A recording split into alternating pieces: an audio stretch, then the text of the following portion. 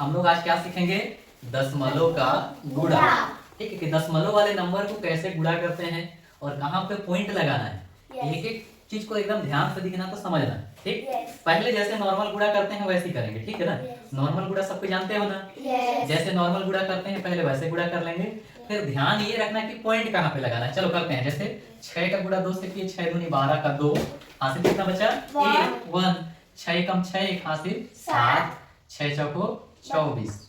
ठीक है, पूरा का पूरा लिख दिए। ठीक, एक बार क्या किए? क्रॉस।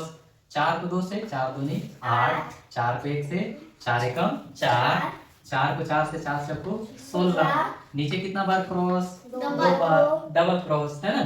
3 को 2 से, 3 दूनी 6, 3 को 1 से, 3 एकम 3, 3 को 4 से, 3 चौको 12। जोड़ दो, कितना है? 2, 8 और 7 15 का 5, हासिल कितना बचा? 1। ठीक है, 4 4 8, 8 और 6 14, हासिल 1 बचा था, कितना हो गया? 15। 2 6 8, 8 3 11, इसमें भी एक हासिल बचा था, कितना आया? 12 है ना। 2 1 3, एक हासिल हो गया 4, ये 1। अब इस चीज को एकदम ध्यान से देखना कि पॉइंट कहाँ पे लगा है ना। 4 अंक के बाद में। हाँ, गिनो, इधर से गिनो। 1 2 3 4। ठीक है, तो कहाँ गिनना? 1 2 3 4, यहाँ पे पॉइंट आ गया। ठीक है, तो 14.2552 है ना। दशमलव के बाद के नंबर को एक एक अंक पढ़ते हैं। 14.2552 ऐसा आ गया उत्तर हमारा। सबको समझ में आया? चलो इसको देखते हैं। जैसे 1 को 4 से गुणा किए, कितना है? 4। 1 को 0 से 0, 1 को 0 से 0, 1 को 2 से 2, क्रॉस किए। 3 को 4 से, 3 6 को 12, 0। ठीक है, मतलब 12 का 2, हासिल 1। 3 को 0 से 0 आता है, हासिल 1 बचा था ना। 3 को 0 से 0, 3 को 2 से 6।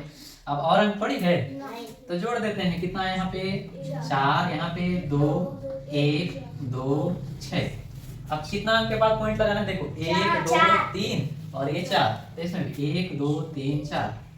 देखो 6.214 ऐसा हमारा हो गया उत्तर। ठीक, समझ गए? चलो नीचे वाले क्वेश्चन को देखो।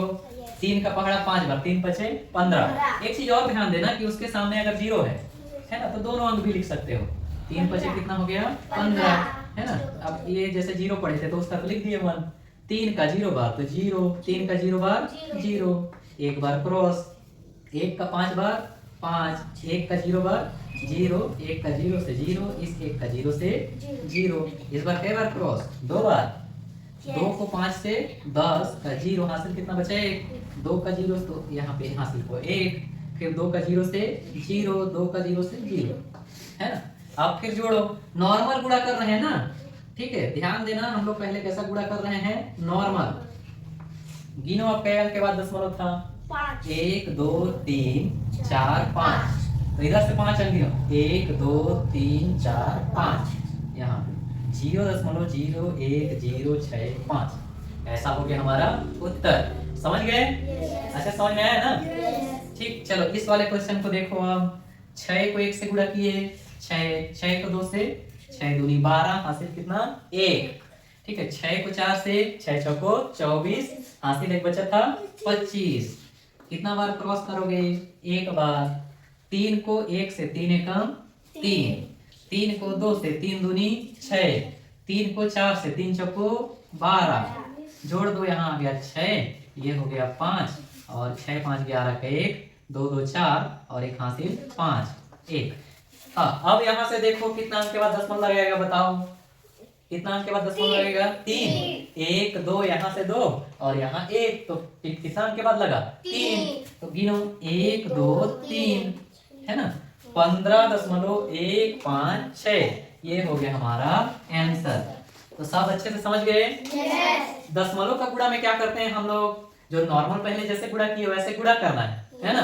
फिर क्या करना है कि जैसे हम 0 मतलब दशमलव को गिनते हैं कि कितने अंक के बाद है, तो किधर से गिनते हैं? इस साइड से ना। कि जैसे इस वाले में 1 2 3 अंक इधर दशमलव और 1 अंक इधर दशमलव, तो टोटल कितना अंक हुआ? 4। मतलब उत्तर में 4 अंक। देखो 1 2 3 4, 4 अंक के बाद क्या लगाओगे? दशमलव। दशमलव। आ रही समझ में? Yes. दशमलव का गुणा एकदम आसान है, लेकिन पहले जो नॉर्मल गुणा होता है ना, वो आना चाहिए, है ना? अगर तुम लोग नॉर्मल गुणा नहीं जानोगे तो दशमलव वाला भी जानोगे नहीं? जानोगे, है ना? नॉर्मल गुणा सीख गए तो दशमलव वाला भी सीख जाओगे, ठीक है?